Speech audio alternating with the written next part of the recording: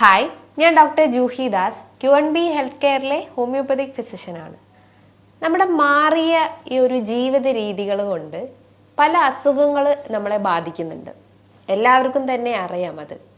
അതായത് പ്രമേഹം, fatty liver compliance, സ്ത്രീകളുടെ കേസ് നോക്കുകയാണെങ്കിൽ PCOD, polycystic ovarian disease, uterine fibroid, അതായത് പീരീഡ്സിൽ ഇറഗുലാരിറ്റി ഉണ്ടാവുക, എൻഡോമെട്രിയോസിസ്, അഡിനോമയോസിസ്, അതേപോലെ തന്നെ ഒബേസിറ്റി, അമിതവണ്ണം, നമ്മൾ ഭക്ഷണം കഴിച്ചിട്ടും ലാക്ക് ഓഫ് എക്സസൈസ് കൊണ്ടും എല്ലാം നമ്മൾ ഓൾ ടുഗദർ ആയിട്ടുള്ള ഒരു റോങ് പാറ്റേൺസ് കൊണ്ടാണ് ഇത്തരം അസുഖങ്ങൾ വരുന്നത്.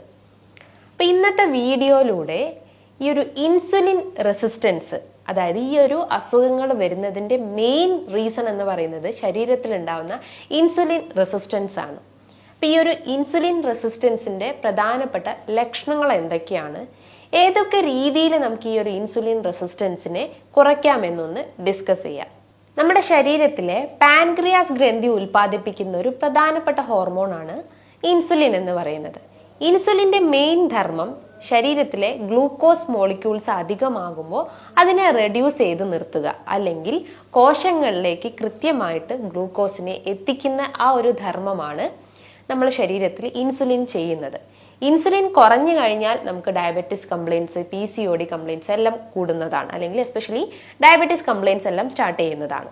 എന്നാൽ ഇൻസുലിൻ റെസിസ്റ്റൻസ് ആയി കഴിഞ്ഞാൽ, ഇൻസുലിൻ രക്തത്തിൽ കൂടിക്കഴിഞ്ഞാലും നമുക്ക് ഇത്തരം ലൈഫ് സ്റ്റൈൽ ഡിസീസ്, അതായത് ഇൻസുലിൻ റെസിസ്റ്റൻസ് എന്ന കണ്ടീഷൻസ് ഡെവലപ്പ് ചെയ്ത് കഴിഞ്ഞാൽ നമുക്ക് ഇത്തരം ഡയബറ്റിസ്, ഫാറ്റി ലിവർ, PCOD ഇത്തരം കംപ്ലയിൻസ് എല്ലാം തുടങ്ങുന്നതാണ്.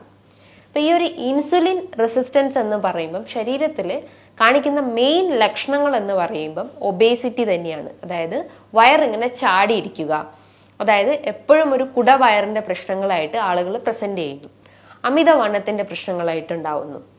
അതേപോലെ രണ്ടാമത്തെ ഒരു ലക്ഷണം എന്ന് പറയുന്നത് ഫുഡ് കഴിച്ചാൽ ഉടനെ തന്നെ ഒരു ക്രേവിങ്സ്, ഒരു ഷുഗറിനോടുള്ള ക്രേവിങ്സ് ഉണ്ടാവുക, ചോക്ലേറ്റ്സ്, ഐസ്ക്രീംസ്, ഇത്തരം സ്വീറ്റ് ഐറ്റംസിനോട് കൂടുതൽ കഴിക്കാനുള്ള ആ ഒരു ഇൻട്രസ്റ്റ് വരിക. അതാണ് മെയിൻ ലക്ഷണം എന്ന് പറയുന്നത്. അതിൻ്റെ റീസൺ എന്താണ്? ഇൻസുലിൻ റെസിസ്റ്റൻസ് ആണ്. അതായത് യൂഷ്വലി ഇൻസുലിൻ്റെ ധർമ്മം എന്താണ്? നമ്മുടെ ശരീരത്തിൽ ഉണ്ടാവുന്ന ഈ ഒരു ഗ്ലൂക്കോസിനെ കൃത്യമായിട്ട് കോശങ്ങളിലെത്തി കോശങ്ങൾക്ക് ഊർജം നൽകുന്നത്. അതാണ് നോർമൽ പാത്വേ എന്ന് പറയുന്നത്. എന്നാൽ ഈ ഒരു ഇൻസുലിൻ റെസിസ്റ്റൻസ് കാരണം കോശങ്ങളിലേക്ക് കൃത്യമായിട്ട് ഗ്ലൂക്കോസ് എത്തുന്നില്ല. അപ്പം കോശങ്ങൾ ഒരു സ്റ്റാർവ് ചെയ്യുന്നു, അതായത് ഗ്ലൂക്കോസ് കിട്ടാൻ വേണ്ടിയിട്ട് അതിനെ സ്റ്റാർവ് ചെയ്തുകൊണ്ടിരിക്കുന്നു, അല്ലെങ്കിൽ അതിൻ്റെ ആ ഒരു കോശങ്ങൾ ഡെഡ് ആയിക്കൊണ്ടിരിക്കുന്നു, അല്ലെങ്കിൽ വീക്ക് ആയിക്കൊണ്ടിരിക്കുന്നു. അതുകൊണ്ടാണ് നമുക്ക് ഫുഡ് കഴിച്ചാൽ ഉടനെ തന്നെ, ഇപ്പോൾ നമ്മൾ അരിയാഹാരങ്ങളോ അല്ലെങ്കിൽ എന്തെങ്കിലും ബ്രേക്ക്ഫാസ്റ്റ് കഴിച്ചാൽ ഉടനെ തന്നെ നമുക്കൊരു ഷുഗർ ക്രേവിങ്സ് ഉണ്ടാവുന്നത്. ഇതാണ് മെയിൻ ലക്ഷണം എന്ന് പറയുന്നത്. അതേപോലെ തന്നെ ഇപ്പോൾ PCOD കേസസ് നോക്കുകയാണെങ്കിൽ, സ്ത്രീകളൊക്കെ കേസ് നോക്കുകയാണെങ്കിൽ അക്കാന്തോസിസ് നൈഗ്രിക്കൻസ് എന്ന കണ്ടീഷൻസ്, അതായത് നമ്മുടെ ഈ ഒരു കഴുത്തിന്റെ ഭാഗത്തായിട്ട് തൊടയിടുക്കിലൊക്കെ ആയിട്ട് ഒരു ഡാർക്ക് പിഗ്മെന്റേഷൻസ് കാണുന്നു. സ്കിന്ന് ഭയങ്കരമായിട്ട് തിക്കായിട്ടിരിക്കുന്നു. അതിൻ്റെ ഒരു അപ്പിയറൻസ് നോക്കുകയാണെങ്കിൽ ഒരു ബ്ലാക്ക് ആയിട്ട് സ്കിന്നിന്റെ സർഫസ് കാണപ്പെടുന്നു. ഇങ്ങനെ ജസ്റ്റ് ലൈൻസ് പോലെ നമുക്ക് ആ ഒരു ഏരിയാസ് നോക്കിക്കഴിഞ്ഞാൽ കാണാൻ പറ്റുന്നതാണ്. അതാണ് മെയിൻ ലക്ഷണം എന്ന് പറയുന്നത്. അത് ഈ യൂട്രൈൻ ഫൈബ്രോയിഡ് കണ്ടീഷൻസ്, അതേപോലെ തന്നെ PCOD കണ്ടീഷൻസ്, ഇങ്ങനെ അമിതവണ്ണമുള്ള ആളുകൾക്കൊക്കെ ഈ ഒരു കണ്ടീഷൻസ് തുടങ്ങാവുന്നതാണ്. മറ്റൊരു ലക്ഷണം എന്ന് പറയുന്നത് ഫേസിൽ ഉണ്ടാവുന്ന ആക്നേസ്, അതായത് സിസ്റ്റിക് ആക്നേസ് എന്ന് പറയുന്നു.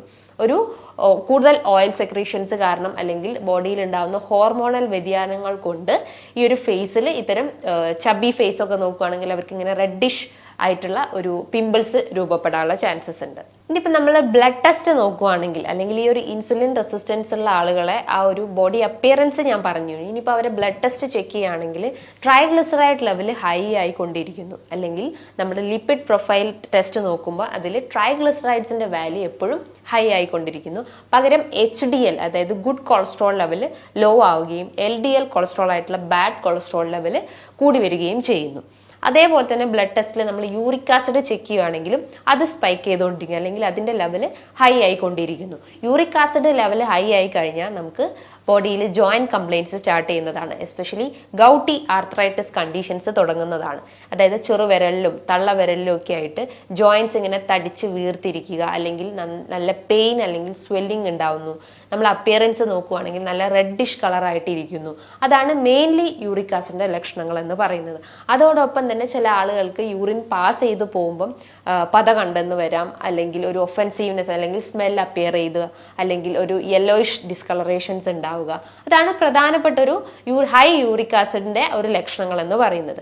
അപ്പം ഈ ഒരു ഇൻസുലിൻ റെസിസ്റ്റൻസ് വന്നു കഴിഞ്ഞാൽ നമ്മുടെ ബോഡിയിൽ യൂറിക് ആസിഡ് ലെവൽ കൂടി വരുന്നു. അതിന്റെ റീസൺ എന്താണ്? യൂറിക് ആസിഡ് കിഡ്നി വഴി യൂഷ്വലി പുറന്തള്ളപ്പെടുന്നതാണ്. എന്നാൽ ബോഡിയിൽ ഇൻസുലിൻ റെസിസ്റ്റൻസ് വന്നു കഴിഞ്ഞാൽ കിഡ്നി വഴി ഇത് കൃത്യമായിട്ട് പുറന്തള്ളപ്പെടുന്നില്ല, കിഡ്നിയിൽ ബ്ലോക്ക് ചെയ്തുകൊണ്ടിരിക്കുന്നു, അല്ലെങ്കിൽ നമ്മുടെ ബോഡിയിൽ എഗെയിൻ ആ ഒരു യൂറിക് ആസിഡിന്റെ ലെവൽ കൂടിക്കൊണ്ടിരിക്കുന്നു. അതാണ് മെയിൻ ലക്ഷണങ്ങൾ എന്ന് പറയുന്നത്. അതേപോലെ തന്നെ ഞാൻ തുടക്കത്തിൽ തന്നെ പറഞ്ഞു, ഇൻസുലിൻ റെസിസ്റ്റൻസ് കാരണമാണ് നമ്മുടെ ശരീരത്തിൽ diabetes complaints, fatty liver complaints, PCOD, uterine fibroid, endometriosis, adenomyosis, ഇത്തരം ലൈഫ് സ്റ്റൈൽ ഡിസീസ് അഫക്റ്റ് ചെയ്യാനുള്ള മെയിൻ റീസൺസ് എന്ന് പറയുന്നത്.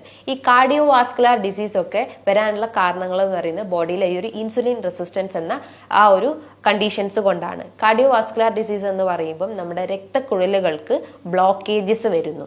യൂഷ്വലി നൈട്രിക് ഓക്സൈഡ് ആണ് നമ്മളെ ബോഡി ആ ഒരു വെസൽസിനെ, അതായത് രക്തക്കുഴലിനെ ഡയലേറ്റ് ചെയ്യിപ്പിക്കുന്നത്. കൃത്യമായിട്ടുള്ള ബ്ലഡ് ഫ്ലോ നടക്കണമെങ്കിൽ നമ്മളെ ബോഡിയിൽ നൈട്രിക് ഓക്സൈഡിന്റെ പ്രസൻസ് വേണം. അതൊരു ഗ്രേറ്റ് വാസോ ഡയലേറ്റർ ആണ്. അപ്പൊ അതൊരു വാസോ ഡയലേറ്റർ ആയതുകൊണ്ട് തന്നെ അത് കൃത്യമായിട്ട് ആ ഒരു ബ്ലഡ് വെസൽസിന്റെ മുകളിൽ ആക്ട് ചെയ്തിട്ട് കൃത്യമായിട്ടുള്ള ബ്ലഡ് ഫ്ലോ ഉണ്ടാക്കുന്നു. അതാണ് നോർമൽ മെക്കാനിസം എന്ന് പറയുന്നത്. എന്നാൽ ഇൻസുലിൻ റെസിസ്റ്റൻസ് ആയിട്ടുള്ള കേസസ് നോക്കുകയാണെങ്കിൽ ഈ ഒരു നൈട്രിക് ഓക്സൈഡ് ലെവൽ ബോഡിയിൽ റെഡ്യൂസ് ആവുന്നു. നൈട്രിക് ഓക്സൈഡ് ലെവൽ റെഡ്യൂസ് ആയി കഴിഞ്ഞാൽ ഓട്ടോമാറ്റിക്കലി കൃത്യമായിട്ടുള്ള ബ്ലഡ് ഫ്ലോ ഉണ്ടാവുന്നില്ല, അല്ലെങ്കിൽ രക്തക്കുഴലുകൾ ഒരു ചുരുങ്ങി പോകുന്ന ഒരവസ്ഥ, അതിനെ കൃത്യമായിട്ട് സർക്കുലേറ്റ് ചെയ്യാൻ പറ്റാത്തൊരവസ്ഥ വരുന്നു. അതുകൊണ്ടാണ് ഇൻസുലിൻ റെസിസ്റ്റൻസ് അല്ലെങ്കിൽ അമിതവണ്ണം, കുടവയറിന്റെ പ്രശ്നങ്ങൾ, അല്ലെങ്കിൽ ബോഡിയിലെ ഫാറ്റ് ഡെപ്പോസിഷൻസ് അധികമാകുമ്പോൾ നമുക്ക് ഹൃദയാഘാതത്തിന്റെ പ്രശ്നങ്ങൾ ക്രിയേറ്റ് ചെയ്യുന്നത്, അതേപോലെ തന്നെ സ്ട്രോക്കിന്റെ ഇഷ്യൂസ് എല്ലാം ക്രിയേറ്റ് ചെയ്യുന്നത്. അതേപോലെ മറ്റുള്ള അസുഖങ്ങളായിട്ടുള്ള ഈ ഒരു ഫാറ്റി ലിവർ വരാനുള്ള കാരണം ഈ ഒരു ഇൻസുലിൻ റെസിസ്റ്റൻസ് ആണ്. അതായത് ലിവറിന് ചുറ്റും ഒരു കൊഴുപ്പടിയുന്ന ഒരവസ്ഥ, അല്ലെങ്കിൽ കരൾ വീക്കം, ഇൻഫ്ലമേഷൻസ് വരുന്നു. അതിന്റെ ഭാഗമായിട്ട് നിങ്ങൾക്ക് ദഹന സംബന്ധമായിട്ടുള്ള ബുദ്ധിമുട്ടുകളും ബോഡി വെയിറ്റിൽ വേരിയേഷൻസ് വരുന്നു. മെന്റലിയും ഫിസിക്കലിയും വീക്ക്നെസ് അനുഭവപ്പെടാനുള്ള ചാൻസസ് ഉണ്ട്. അതേപോലെ ഡയബറ്റിസ് കംപ്ലയിൻസിന്റെ മെയിൻ റീസൺസ് എന്ന് പറയുന്നത് ഈ ഒരു ഇൻസുലിൻ റെസിസ്റ്റൻസ് ആണ്. ഡയബറ്റിസ്, അതായത് നമ്മുടെ ബോഡിയിൽ ഷുഗർ ലെവൽ സ്പൈക്ക് ചെയ്ത് കഴിഞ്ഞാൽ നമുക്ക് ഈ ഒരു കല്ലത്തരിപ്പ്, മരവിപ്പ്, കാലിനടിയിൽ പുകച്ചിൽ അനുഭവപ്പെടാം, കണ്ണിന് വിഷന്റെ പ്രശ്നങ്ങൾ ഉണ്ടാവുന്നു, യൂറിനറി സിംറ്റംസ് ഉണ്ടാവുന്നു. ഓൾ ടുഗദർ ആയിട്ട് ഓരോ സിസ്റ്റത്തിനെയും ഈ ഒരു ഇൻസുലിൻ റെസിസ്റ്റൻസ് കാരണം അഫക്റ്റ് ചെയ്യപ്പെടുന്നുണ്ട്. ഈ ഒരു ഇൻസുലിൻ റെസിസ്റ്റൻസ് കുറയ്ക്കുക എന്ന് പറയുമ്പം ആദ്യത്തേത് നിങ്ങളെ ഭക്ഷണ രീതികൾ തന്നെയാണ് കൺട്രോൾ ചെയ്യേണ്ടത്. പുറത്തുനിന്ന് നമ്മൾ കഴിക്കുന്ന ഇത്തരം ജങ്ക് ഫുഡ്, പ്രോസസ്സ് ചെയ്തിട്ടുള്ള ഭക്ഷണങ്ങൾ, കൂടുതൽ ഷുഗർ ആയിട്ടുള്ള ആഡ് ചെയ്തിട്ടുള്ള ഭക്ഷണങ്ങൾ, അല്ലെങ്കിൽ ആർട്ടിഫിഷ്യൽ സ്വീറ്റ്നസ് ആഡ് ചെയ്തിട്ടുള്ള ഭക്ഷണങ്ങളൊക്കെ ഉണ്ടെങ്കിൽ അതിൻ്റെ എമൗണ്ട് മാക്സിമം കുറയ്ക്കാൻ ശ്രമിക്കുക. കൃത്യമായ ടൈമിങ്ങിൽ, കൃത്യമായ അളവിൽ ഫുഡ് കഴിക്കാൻ ശ്രമിക്കുക. വലിച്ചുവാരി ഫുഡ് കഴിക്കുന്നതിന് പകരം നമ്മളെ ഭക്ഷണത്തിൽ നല്ല രീതിയിൽ ക്വാണ്ടിറ്റി, അതായത് ക്വാണ്ടിറ്റി കുറച്ചിട്ട് ക്വാളിറ്റി ആയിട്ടുള്ള ഭക്ഷണങ്ങൾ ഉൾപ്പെടുത്തുക. ധാരാളം വിറ്റമിൻസ് അടങ്ങിയിട്ടുള്ളതും, അതായത് മൈക്രോ ന്യൂട്രിയൻസ് റിച്ച് ആയിട്ടുള്ള സിങ്ക്, സെലീനിയം, മെഗ്നീഷ്യം, അതേപോലെ തന്നെ അയൺ, അയഡിൻ, ഇത്തരം മൈക്രോ ന്യൂട്രിയൻസ് അടങ്ങിയിട്ടുള്ള ഭക്ഷണങ്ങൾ ഡെയിലി ഉൾപ്പെടുത്താൻ ശ്രമിക്കുക. ഡെയിലി നമ്മൾ ഇത്തരം ചോറ് അല്ലെങ്കിൽ കൂടുതൽ ജങ്ക് ഫുഡ് ആയിട്ടുള്ള ഭക്ഷണങ്ങളൊക്കെ കഴിക്കുന്നതിൻ്റെ അളവ് മാക്സിമം കുറയ്ക്കാൻ ശ്രമിക്കുക. അതേപോലെ വർക്കൗട്ട്സ് ഏറ്റവും ഇമ്പോർട്ടൻ്റ് ആയിട്ടുള്ള ഒരു കാര്യം തന്നെയാണ്. Especially upper part of the body, നമ്മുടെ ഹിപ്പിന്റെ ഒരു അപ്പർ റീജിയനിലേക്ക്, എസ്പെഷ്യലി നമ്മളെ ഹാർട്ട് റീജിയൻസിൽ കൂടുതലായിട്ടും ഒരു വർക്കൗട്ട്സ് എന്നുള്ള രീതിയിലായിരിക്കണം നമ്മളെ ബോഡി മൂവ്മെന്റ്സ് എന്ന് പറയുന്നത്.